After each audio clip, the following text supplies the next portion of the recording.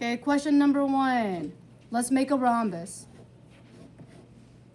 The rhombus has what kind of diagonals? What angle does it make? It makes a right angle. Let's say I give you that one diagonal is 10, not 10. I'm going to say one diagonal is 6 feet. And I also tell you that the perimeter is 20 feet. So if I tell you this diagonal over here is 6, what can I say about one of the sides of the right triangle? Must be 3. And since all sides in a rhombus are congruent, 20 means I'm going to go around how many each? 5. And there's a formula on your formula chart for the rhombus. It says diagonal 1 times diagonal 2 divided by 2. So we have, let's say we're looking for the area. So the area is equal to diagonal 1 times diagonal 2 divided by 2. So we know our first diagonal is 6. That is by the given. So we have 6. What would I do to find the second diagonal?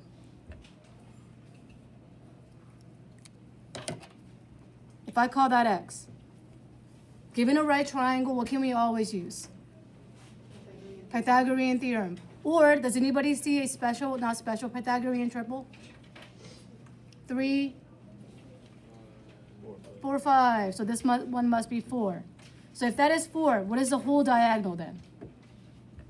8 divided by 2. Now I can either multiply the top or take one of them and divide it. I think I want to do 6 divided by 2. What is 6 divided by 2? 3. And what is 3 times 8? 24. And what would be our units? Feet squared. So I'm not going to receive any questions from you guys, okay? Because this is being pre-taught. Let's go on to number 2. I want you to give me a concentric circle, meaning a circle within a circle. And let's say I tell you that this measure right here is 5 meters, and then the whole thing is 8 meters. And I want you to find the area between them. So how many times do I need to find the area? Twice? So I'm going to draw my big circle and a small one. My big one has radius of 8. What would the small radius be if the whole thing is 8 and between was 5? 3, very good. So I'm going to take big minus the small. Okay, let's recall the formula for the area of a circle. It was what?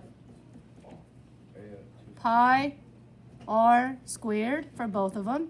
2 pi r will be for circumference. So you're kind of on the right track. So we have pi 8 squared. In this case, we have pi 3 squared. And I'm going to want it in terms of pi, since it's a non-calc. 64 pi, and that's going to give us what? 9 pi. If I subtract, since I have the like terms, what is 64 minus 9? 53 pi. Oh, they're having a good time. Meter squared. All right. Now let's look at another question, number 3. Okay, I want you to draw me a rectangle, and at the end, 2 semicircles. And let's put in the dimension for one of the lengths for the rectangle is 20 meters, and the diagonal that's connecting is 10 meters.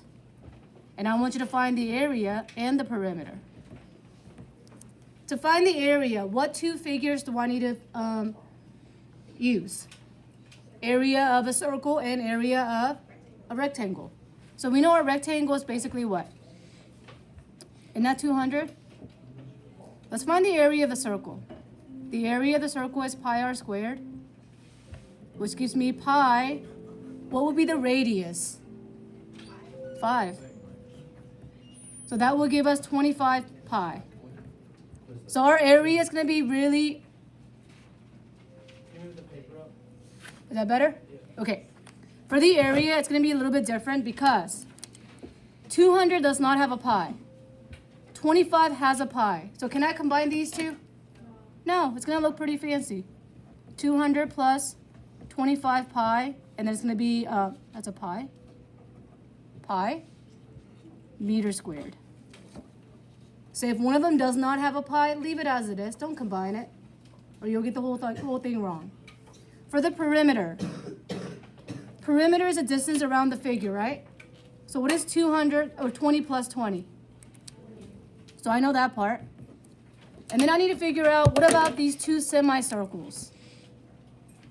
Someone gave me the circumference a while ago, right? What was that formula? Pi r squared is the area. The other one must be 2 pi r. So I have 2 pi, the radius is 5, 10 pi. And again, it's going to look pretty fancy. 40 does not have a pi. So can I combine like terms with the 10 pi? Absolutely not. And perimeter will be in meters.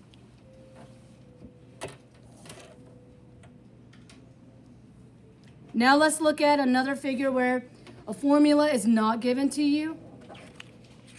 So if you're good with number 3, give me a thumbs up. You're good? You're good? Good? All right. Let's write out problem number 4. I'm going to give you a regular hexagon with the side measure being 9 meters. And I want you to find what is a perimeter and what is the area. Okay, something unique about a regular hexagon. And let's actually start by drawing so I can prove this to you. If you don't want to draw, that's fine. Does not have to be perfect. So there's a unique fact about a regular hexagon. Put a dot at the center. Connected with the vertices. How many of these do you think I'm going to have total of these triangles? 6 of them. So what is unique is this right here. The area is actually base times height divided by 2, but I'm going to change it up. The area of an equilateral triangle is always, and let's notate this, side squared root 3 over 4.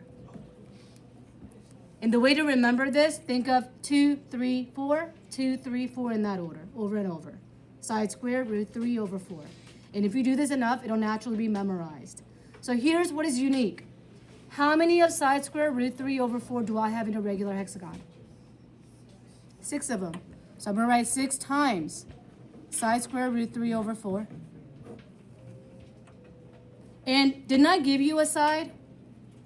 Yeah.